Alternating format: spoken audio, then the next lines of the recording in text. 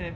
Okay, this is Paula from Plantland, and this is going to be what we hope is a weekly series of what you can be doing in the garden right now. So this is for the first week of April. Right now, we just had a little bit of a setback with the cold weather that moved through, but we're supposed to see some pretty warm days this week, including daytime temperatures up into the 60s and nighttime temperatures that are staying above freezing. That means that the soil in your garden, your raised beds, and your big vegetable garden should be warming up, should be getting better. Again, we're going to remind you about things like soil thermometers, which are a very good thing to use to find out what the soil temperature is in your garden.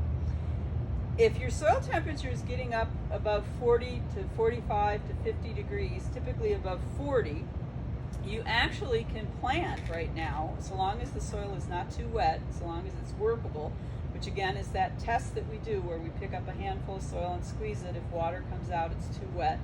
When we open our hand, it needs to hold together. If it falls apart, it's too dry. And you can fix too dry pretty easily. Too wet's a little harder to fix.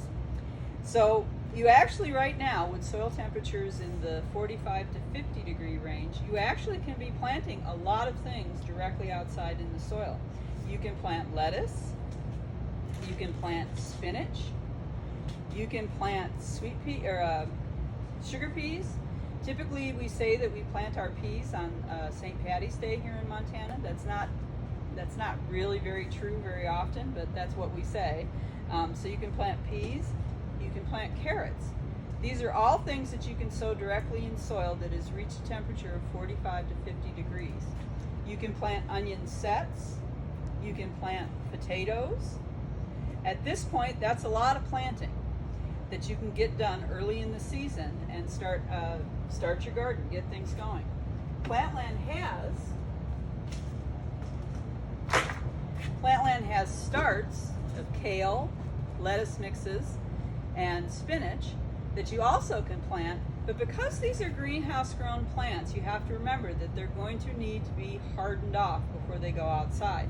So this spinach is a good example where you would just take it in this pot, put it outside on those nice days that we'll be having, and then bring it into the garage. Doesn't have to be the house, doesn't have to be a heated area. Bring it into the garage at night. And at this time of year, we want you to try hardening off stuff for at least a week. As we get later in the season, we quite often harden stuff off for just 2 or 3 days, but this time of year, at least a week. And we can do that with spinach, kale, and lettuce plants that we purchase that are already going. The other thing, if you wanted to start a little container gardening, for example, of this lettuce, you could put this lettuce in your container garden. It could be outside during the day and bring it in at night. Until we get to nighttime temperatures that are pretty consistently staying above 40, you're going to want to do that. The other things that we do this time of year are different strategies for cold protection. A few years ago at Plantland, we had a lot of fun trying to plant tomatoes at the earliest possible date we could, using a thing called wall of waters. Let me show you a wall of water.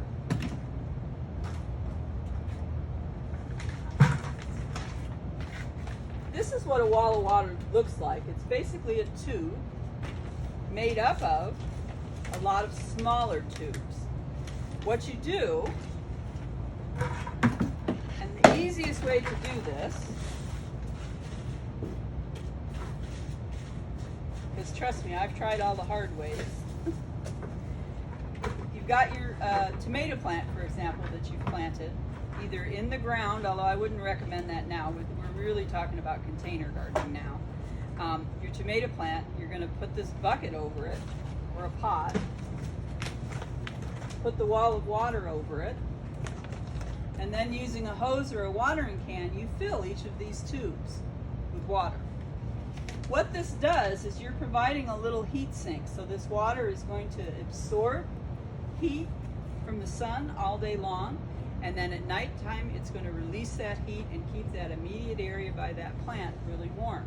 When you're really early in the season like this and you want to use wall of waters, don't fill them all the way up. Leave about a 6-inch or so part empty, and the wall of water will actually kind of TP in. It will actually kind of fold in and become more of a little cone with a little opening in the top. As the growing season progresses, you can add more water so it stays more open. That little cone of water has meant that I've actually, down on Flathead Lake, have put tomato plants outside in a container by tax day, by April 15th. That's pushing it, and I have to keep a really close eye on the weather, but Wall of Water does allow us to do that. The other thing that's important to remember about things like this, about Wall of Water, is they can't stay on all growing season. They've got to come off. If you left this on all growing season, your plant would eventually become a very spindly, weak stem tomato plant.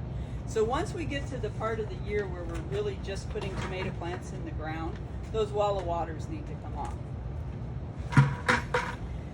The last thing that I would say, if you're in a part of the valley where your soil's not warming up quite fast enough for you to be doing as much of the planting as we've talked about, is that it's a really good time of year to test your soil. If you're using containers, you mostly want to test for pH and for nitrogen and phosphorus. Don't worry so much about potassium, the orange one. If you're using a big garden bed, it's a really good time to be making that soil better. So a test kit and some soil amendments, and you'll do a lot towards having a much better garden for the season. That's just a short overview of something you could do this week, the first week of April. Join us this week for some more of these. I'm Paula from Plantland, and happy gardening.